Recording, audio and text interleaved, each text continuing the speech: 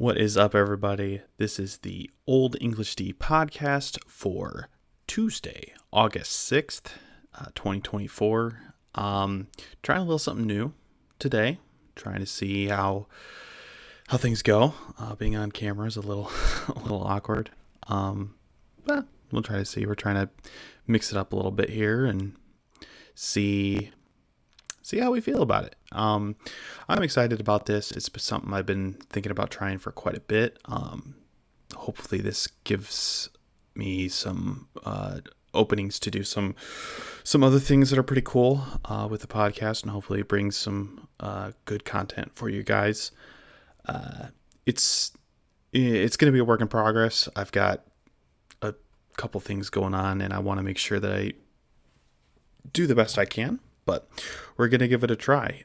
Something I have forgotten to do on the episodes previously, again, working out the details and the kinks, is shout out the pod. If you wouldn't mind, if you enjoy the podcast, giving us a follow on Instagram, giving us a follow on TikTok, Twitter, X, whatever you want to call it. And if you like the podcast, give us a review on wherever you listen to your podcast. We are out there. Spotify, we're on Apple Podcasts, iHeart, wherever. We appreciate that. Tough week this week.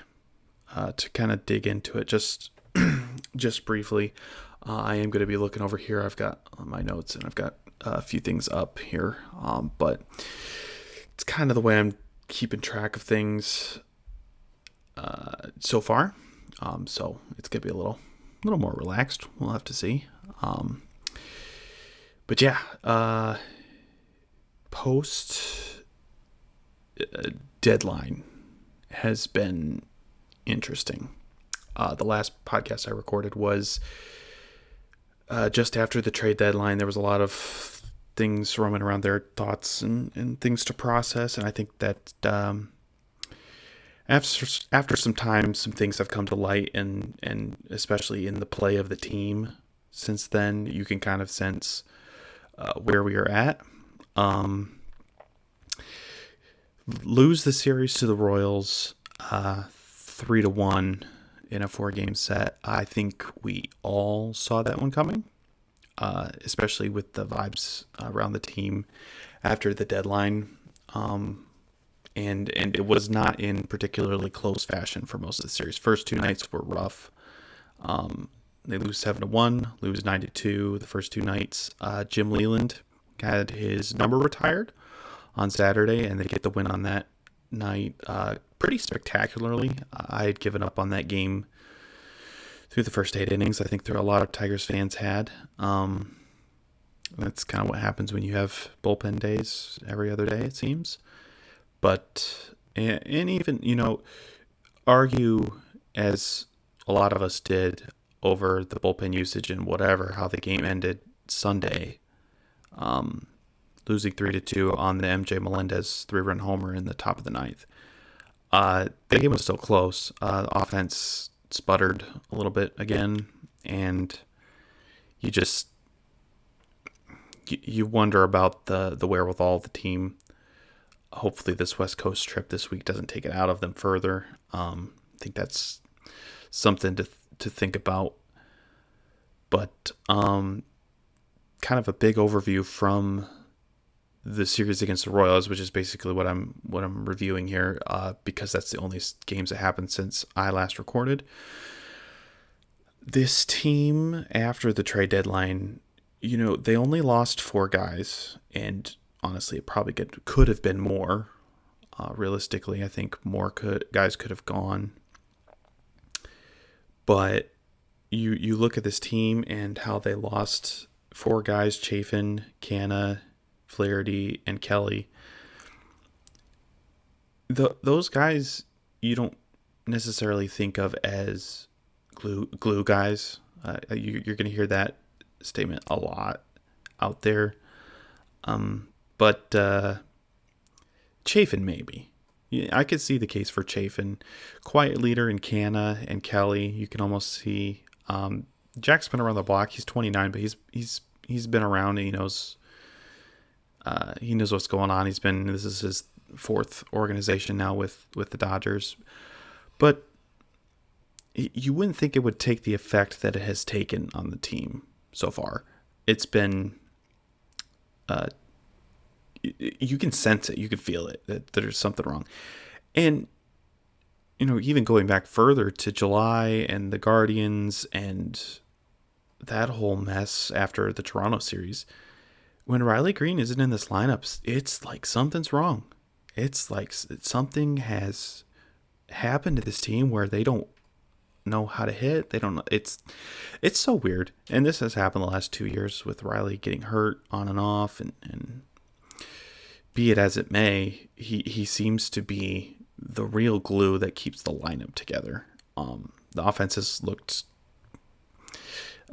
inconsistent again since he got hurt, and it's frustrating to watch.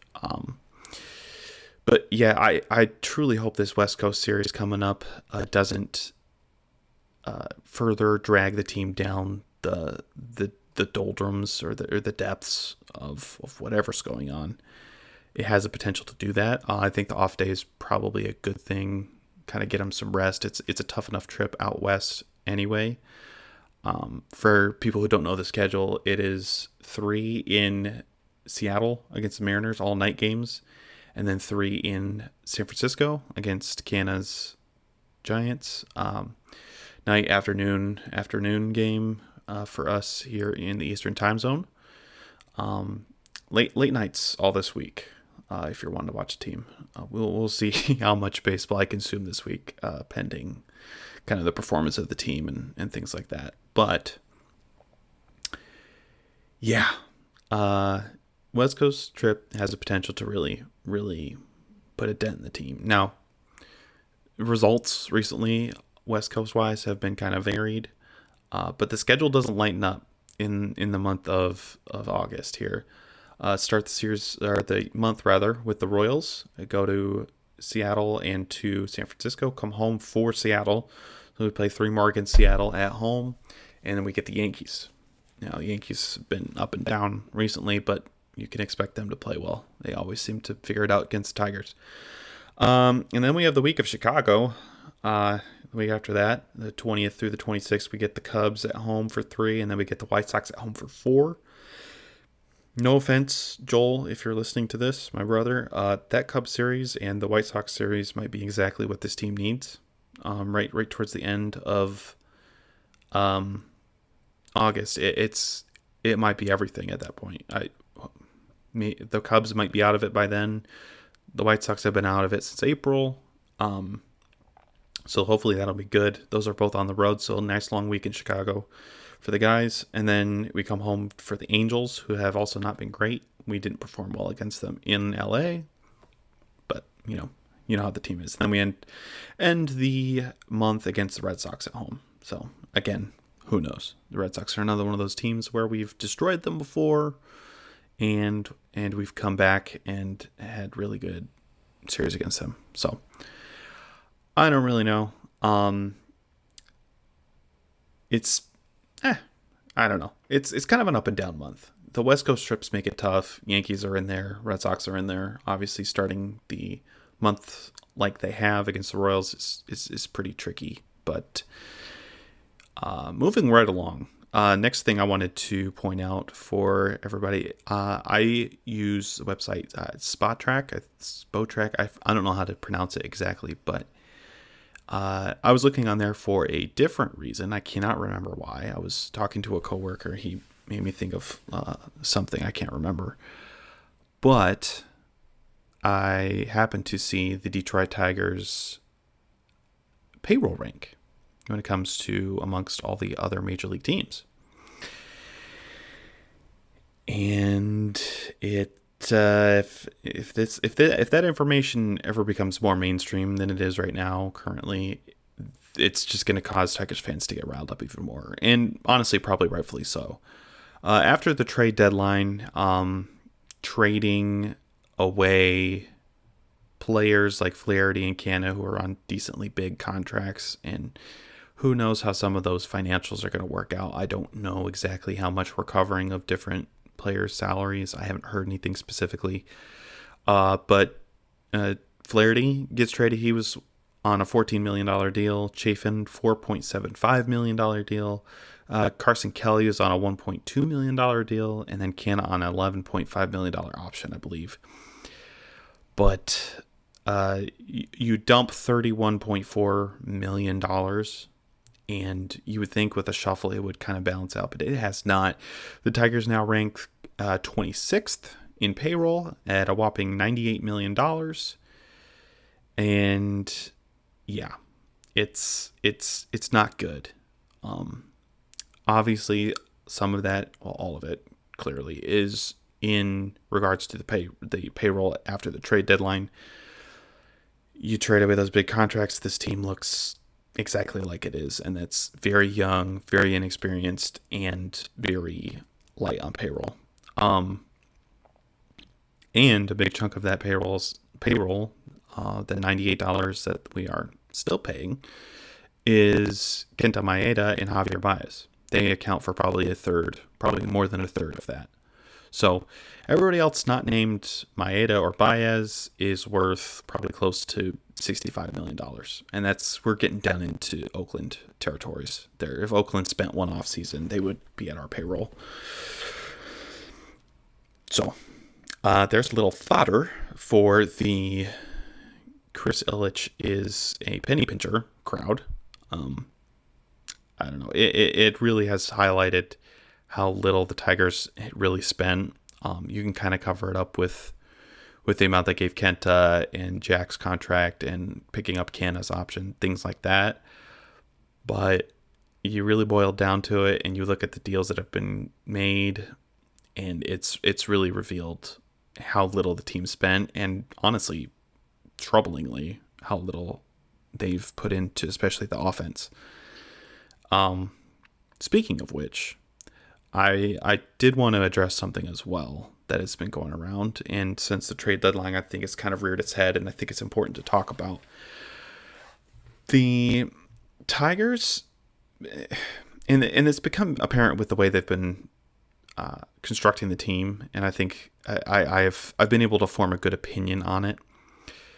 The Tigers this year have abandoned winning. Any excuse, any reasoning behind any you know what I'm saying. Any way the Tigers would be able to come back and say, no, we're still trying to win. You trade your second best pitcher.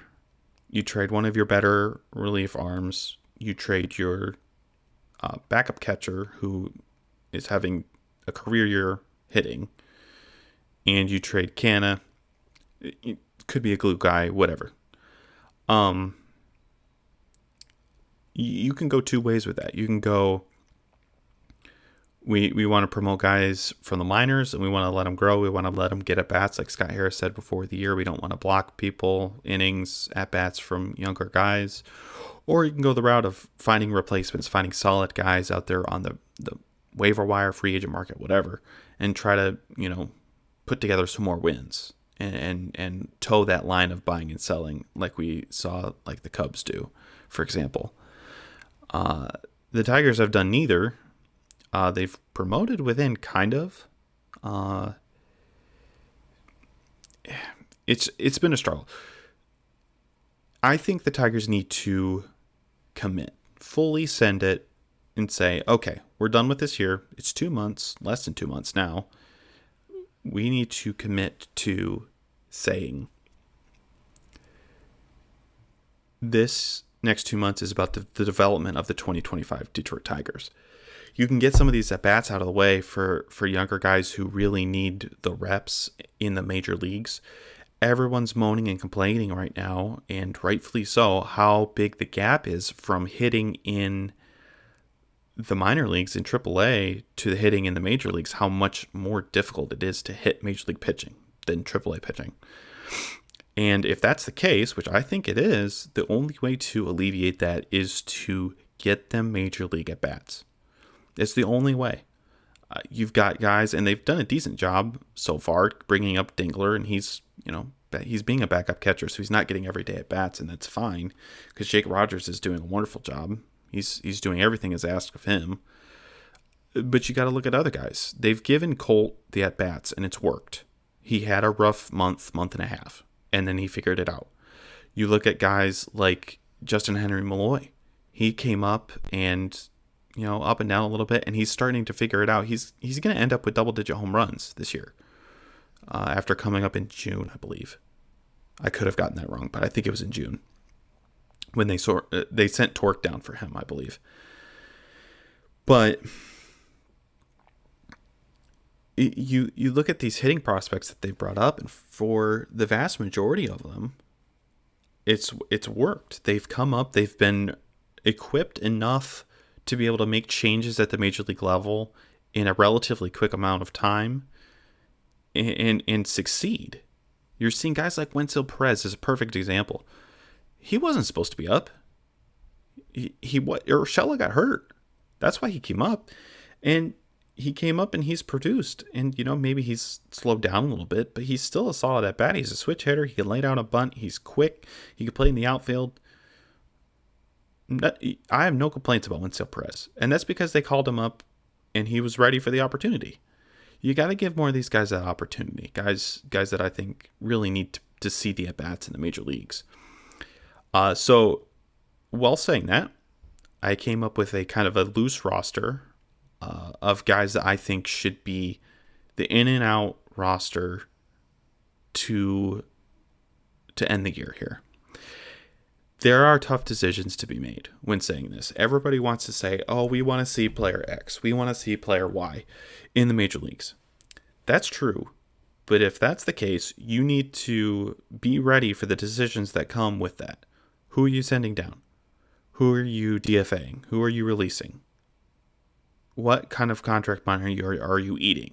That's the questions that Scott Harris has to answer. I'm not saying that it's impossible to make those decisions. I'm saying that those are considerations and there's real human beings behind those decisions. So it's not just this flippant, easy decision to make. But while saying that, I do think that there are some decisions that need to be made and for the future of the team and for the future of the organization need to be made. So I kind of laid out my list of guys that I would be playing with the rest of the year. I'm going by your usual scorecard positioning, starting with catcher, the number 2 position. Jake Rogers can catch every day for me. Let Dingler kind of handle the mop up duty, the off days. I think that's perfectly fine. Dingler has shown that he can have a solid at bat. He can catch okay. Some of his pitch sequencing has been a little questionable to me, but I think he's fine. Rogers needs the reps. First real good year for him. Full year behind the dish where it makes a lot of sense for him. Love what he's been able to do. First base. This one's going to maybe be a little bit... No, I think a lot of people agree with me on this. I think Torkelson needs to come up. He's been hitting well recently. He's had a good 2-3 weeks here. Hitting for power. I think we're starting to get to the end of the road for Spencer Torkelson if he can't perform. But he needs the at-bats in the major leagues to do that. Saying that, I think he needs to start at first base. Most nights I'd keep Bly Madris on this roster. I think I'd back him up, have him do whatever. I believe I'm gonna get in trouble, but I think he's an outfielder as well, so you have that flexibility too. But I would have Torkelson as that guy at first base. You got to give him the at bats. You have nothing to lose. If he doesn't perform well, then great. Whatever, you figured it out. You've given him the opportunity. He has had that opportunity to fail. And if he fails, then he fails. If he succeeds, then maybe he has something to build on. Who knows? With Torque, it's tough to tell. Moving right along, Colt Keith, full-time at second base. Don't care. He has looked so good against lefties recently. I think he is ready for that full-time role. Every day, second baseman, give him a day off, maybe once a week, maybe not even that. He's young. He's earned it. He has shown the blueprint for the rest of the organization. You come up, maybe you fail. Maybe you struggle, but you can figure it out. It's possible. Moving to third, here we get into a couple that are going to be really tricky. And some people aren't going to really maybe not agree with me. Some people love it. I don't know. But I think spoilers. Chase Young needs to come up and he needs to play full time at third. He's shown me everything I need to know at third base in Toledo. He's played every day there, and I'm ready to see him in the big leagues. He showed off in everything in the spring against all sorts of pitching. I think it's time. Again, this should be a Cole Keith situation where you bring him up, you push him, and let him fail. You are not losing anything. You're fourth place in a division with three great teams right now. Great. You know, if you're listening, you know who I'm talking about. And it's time. You gotta make the decision. You gotta make that decision. I think it's time for Jace Young. Shortstop Trey Sweeney, acquired in the Flaherty deal. He's been hitting really well at AAA since he came up. He was the Mud Hens Player of the Week last week rather. He's had a good year in Oklahoma City for the Dodgers minor league team. This is the one I think probably out of all of them that is least likely to happen, just because I think the Tigers want to see what he has and develop him a little bit in their own system before they bring him up. That's kind of what I see happening there. But I think he needs to be in the majors again, like Jace Young failing. You're paying Javi that much money. He's gonna start every few nights, but it's an easy platoon, lefty righty batting in that case. So I mean, maybe you start Javi's against the lefties, give Trey the righties, and say have fun for the rest of the year. Outfield, this is where it gets kind of sticky because you've got a lot of options. You've got a lot of guys. And it's tough because the injury situation makes it also pretty difficult. Right now, the three guys I would start today in the outfield every day is Wenzel Perez, Parker Meadows, and Matt Vierling every night. You've got a righty, you've got two lefties, or you have a switch hitter, a righty, and a lefty. Mix and match. Parker needs to play every day in center field. He is such a dynamic center fielder on the field. I don't really care what the metrics say. He's great out there. He's gutsy and he's quick. His bat's coming around. Clearly, he has that clutch gene. He's shown it multiple times now in Detroit. He's got it figured out defensively, and honestly, if he's a league average hitter, it's a positive for the Tigers. Vierling's had a great year. I think he deserves to continue to play. Wenzel, I've already gone over. He's been fantastic. And then the other guys you kind of have consideration who should be on the team. Injuries notwithstanding, I think Riley, if he can make it back, I think it's important for him to try to this year. They kind of bailed on the end of last year for him. Kerry Carpenter, I think, needs to come back and have a little bit of playing time to the end of the year. I think Riley and Kerry probably, if they're here in September, end up splitting DH role pretty much moving forward. I don't know. With the back issue with Kerry, it's tricky. With the leg issue with Riley, it's always been the leg issues with him. I think you gotta kind of keep them off their feet as much as possible. And then Justin Henry Malloy, if you've got those two guys splitting DH duties, I think he's got to play in the field. I haven't hated what I've seen so far. His bat has been good enough to play a corner for me. And like all of these other guys that I've talked about, I think he needs to have those at-bats, have that opportunity to play and get these valuable at-bats while he's young here and get it figured out. The flip side to all of these guys that would come up are the guys that you'd have to get rid of. Guys on this list, depending injuries and whatnot, I think guys you could see go McKinstry. He's been good, but not great. He's flexible and he's versatile. We all know AJ Hinch loves that, but I just don't know if it lasts. He's one of the first guys to go. Bly Madris has been decent. Again, if Tor comes up, I think that's probably the move. You swap Madris and Torkelson It's just righty.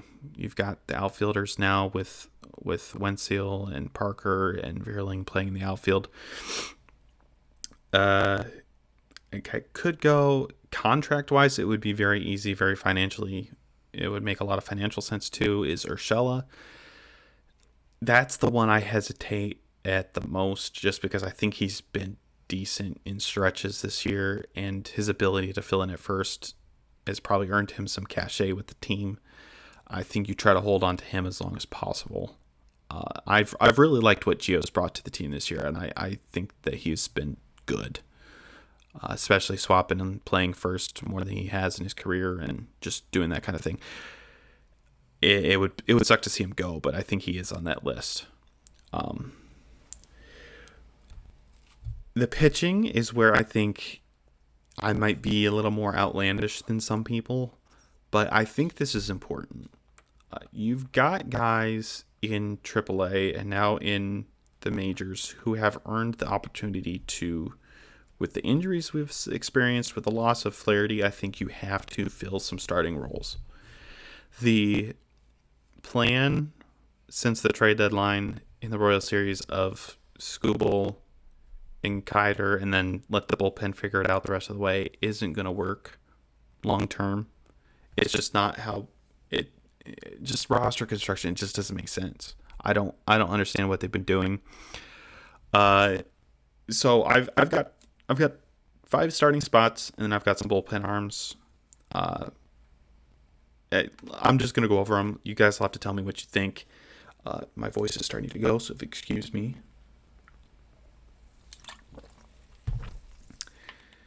Starting off, Skubal. Do I even need to at this point? Even with some questionable usage in his last start, he's still leading the league in ERA. He's tied for second in strikeouts. He should win the Cy Young unanimously this year. He's not going to unanimously. He should win it easily. Next, Kiter Montero. Listen, he's been a rookie pitcher for the Tigers this year. And by that I mean he's looked good in some stretches. He's looked shaky in some stretches. The good stretches are there for him. I think he is good enough to earn a spot, and clearly they need him right now, and he's not going to go anywhere. He's pitched well enough to be heavily in the mix for starting pitchers on the team going into next year. Hopefully that decision is harder with some acquisitions, because clearly your starting pitching can never be deep enough, as we've seen this year. We went into the year saying we could trade a starting pitcher, and I'm sure glad that we only traded one, because without it, we'd be in bad shape. I loved what I saw on Sunday from Brant Herter. He was dynamic. If he can get righties out consistently like he did on Sunday, I am all in. He looked fantastic. His stuff plays. He's got a really funky arm angle coming from the left-hand side, and he was able to get a lot of really key outs. I almost wish they'd have left him out there a little bit longer, but to end his outing on a good note wasn't the worst decision in my opinion. So I think you got to give him some more starts here down the stretch. See what he can do with starting some games actually at the beginning. Ty Madden, this one might be a little controversial. He hasn't had the greatest year in AAA. He's again showed spurts. You have nothing to lose at this point. You need guys that are going to eat some innings for you. And I think you need to, if you're going to give some guys some starts, you got to let the guys start, and you got to let them figure it out. Ty Madden is a guy, second rounder, I believe, a couple years ago out of Texas. Let him start. Let him get some innings, eat some innings for you. I mean, at the worst, he's an opener. That's what you've been doing already. There's really no downside to it. I don't understand that hesitancy to do a move like that. And then that last position in the rotation, I think it'll probably, in my head, it would rotate between whoever's healthy, Reese, Casey Mize, Wise / a bullpen game if you need to. One spot in the rotation for medium to short stretches of the year being a bullpen game isn't the worst thing. But when you have 3 spots in the rotation being a bullpen game, it's not going to work out. You're going to have bad games where nothing goes right, and it's all going to come apart. I feel like there's too many moving pieces that way.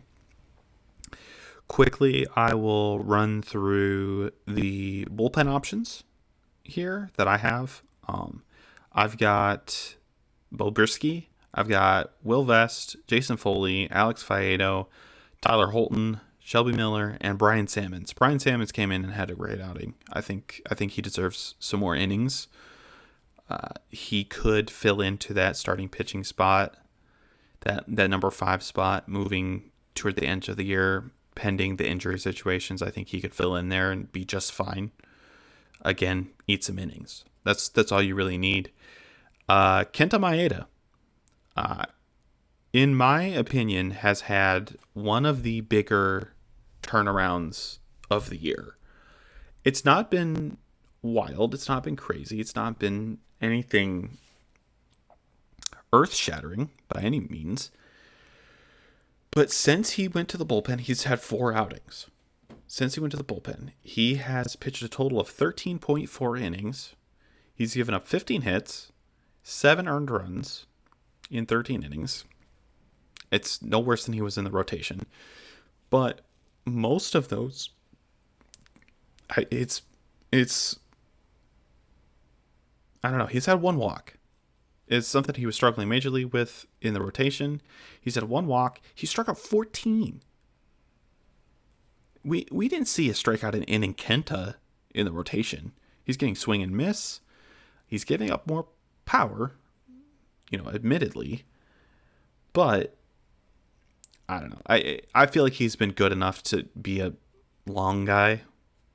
If you've got, if Ty Madden, Brant Herter, Sammons, Reese, Mize, one of those guys has a rough outing, you can always count on him to come in and pitch 3, 4, 5 innings.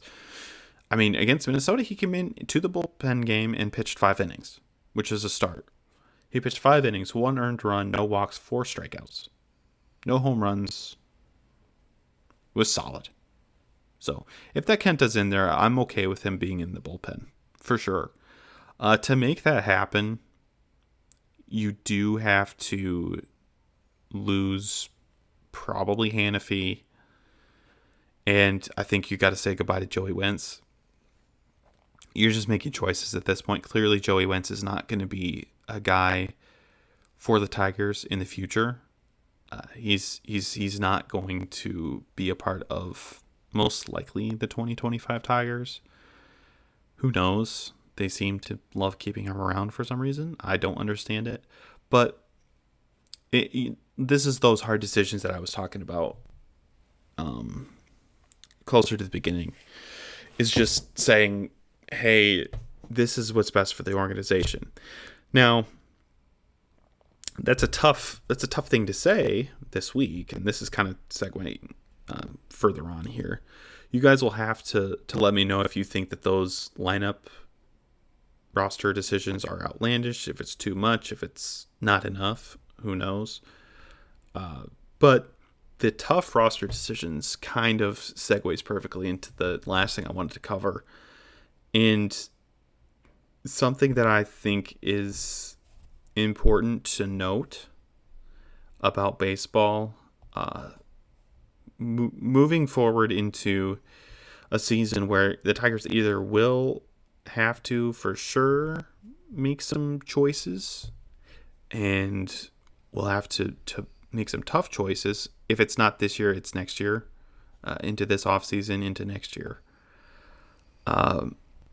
Just one of the sadder stories that I've ever heard, and I think it's super important to highlight. This is a tweet from a guy a lot of Tigers fans would know from the 2019 team.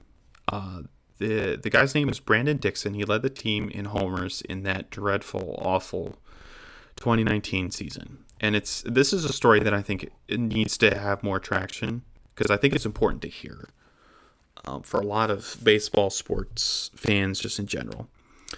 And I'm going to read his tweet. I'm going to read it to you guys. I think it's, again, super important.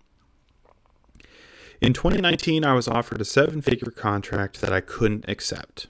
I just finished up my best year in the big leagues for the Tigers. I led the team in home runs, 15. We lost a lot of games. In the last month, I saw most of my playing time go to the young guys, since we were like 60 games back from a wild card spot.